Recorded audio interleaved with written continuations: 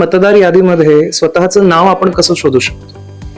मी सांगितल्याप्रमाणे इलेक्शन कमिशननी एक वेबसाईट आहे voters.eci.gov.in आणि दुसरं एक ECI नेट नावाचं मोबाईल ऍप आहे. त्याच्यात जर तुम्ही गेलं आणि search your name in last SIR या ठिकाणी जर क्लिक केलं तर मग तिथे जे काही फील्ड्स येईल त्याच्यामध्ये जाऊन आपल्याला आपलं नाव शोधता येईल. सर, एक FAQ मला तुम्हाला विचारायचं आहे. अनेक नागरिकांच्या मनामध्ये एक भीती आहे की माझं नाव या मतदार यादीमधून गायब तर नाही होणार ना?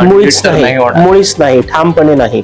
याच्यात असं आहे की 2002 मध्ये जर तुम्ही वोटर्स होता तर आज शक्यतो तुम्ही वोटर्स असणार. म्हणजे रेअर एक्सेप्शन्स असतात, काही लोक आपले नागरिकत्व स्वतःहून सोडतात, अशी खूपच रेअर केसेस सोडले तर त्यावेळेस जे मतदार यादीत होते आणि आज जे जिवंत आहे ते सगळे वोटर्स आहेत.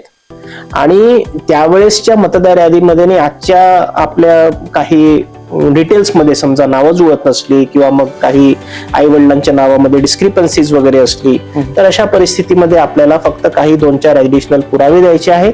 कोणते पुरावे द्यायचे तर ते आपल्याला BLO सांगेल आणि त्या पद्धतीने आपण जर पूर्तता केली तर आपलं नाव असलं तर कायम राहील, नसलं तर आपल्याला ऍड करता येईल.